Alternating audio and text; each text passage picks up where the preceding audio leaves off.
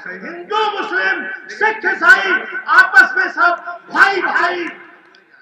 बीच में नफरत किसने फैलाई?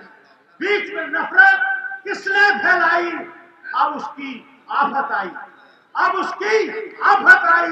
बहती धारा में तो मुर्दे भी बह जाते हैं, बहती धारा में तो मुर्दे भी बह जाते हैं, और उल्टी धारा में जो बहते वो इतिहास बनाते हैं। गांव में लगेगी आग तो घर सबके जलेंगे, और देश जल जाएगा तो आप कैसे बचेंगे? अंधेरा बहुत, अब सूरज निकलना चाहिए, जैसे भी हो ये सूरज बदलना चाहिए।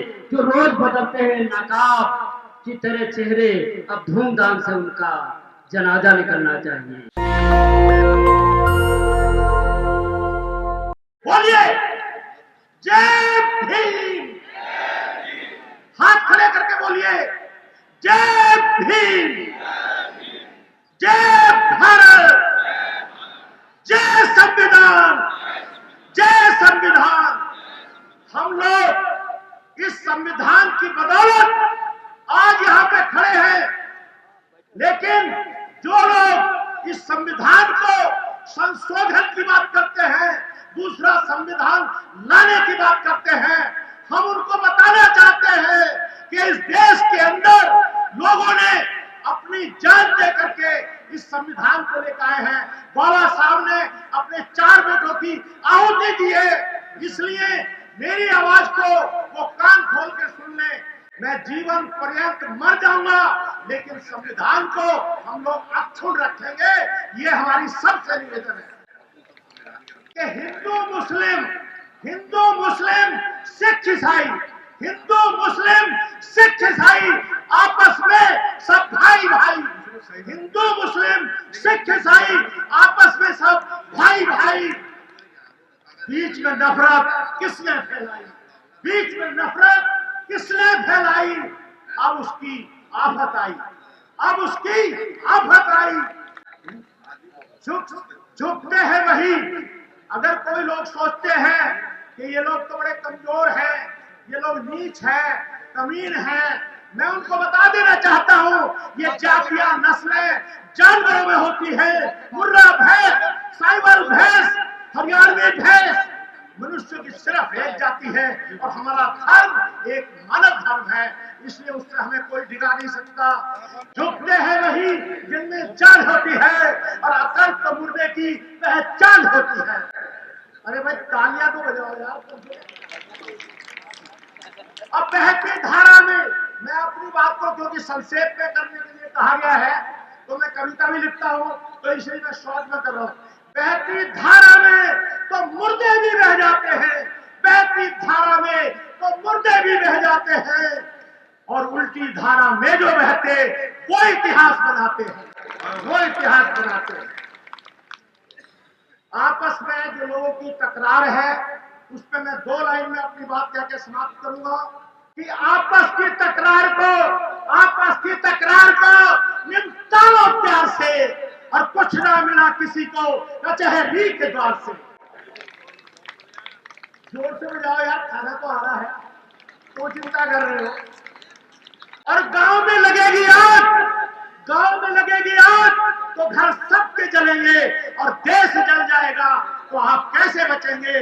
परम आदरणीय सुमित्रा जी ने बहुत सारे लोगों को साथ लेकर इस ज्वाला को घर घर में, गांव गांव में पहुंचाने का काम किया है, पहुंचाने का काम किया है।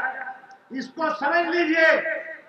और जिन लोगों के चेहरे पे उदासी छाई हुई है, उदासी छाई हुई है, उस लोगों के लिए मेरा कहना है कि उदासी को छोड़ो, उदासी को छोड़ो। मैं तो तलाश करता हूं ऐसी जिंदगी को कि मेरी जिंदगी किसी के काम आ जाए।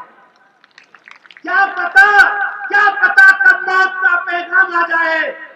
और मैं तो तलाश करता हूं दोस्तों ऐसी जिंदगी को, मेरी जिंदगी किसी के काम आ जाए। बहुत बढ़िया, धन्यवाद। तो इन सारी बातों को करते हुए 1 करोड़ का लक्ष्य आदरणीय सुमित्रा जी ने संविधान घरों में पहुंचाने का रखा है। और सबसे बड़ी बात यह है, जिस दिन उसका रथ का उद्घाटन हुआ था नोएडा में, एक इंजीनियरिंग कॉलेज में, वो भी हमारे कमलों द्वारा हुआ था। मैं आदरणीय सुमित्रा जी को बहुत बहुत बधाई देता हूँ। किया जा रहा है, धर्म के नाम पे हम सबको गुमराह किया जा रहा है, हिंदू मुस्लिम किया जा रहा है। ऐसी हालत में, ऐसी परिस्थिति में कोई नेता तो सामने नहीं आया, लेकिन काशीराम साहब के न रहने के बाद समाज बिलबिला रहा था। समाज की नजरें देख रही थी कोई ऐसा रहनुमा है, कोई ऐसा मार्गदर्शी है जो हम सबको राह दिखाए।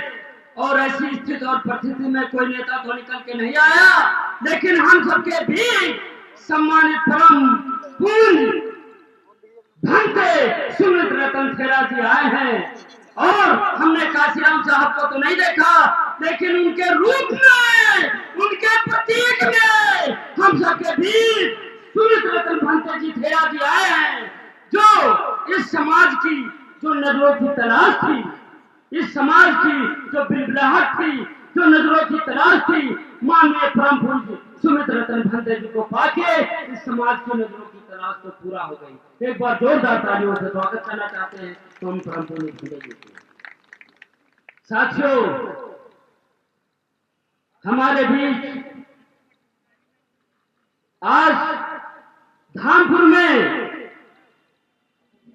कार्यक्रम के आयोजक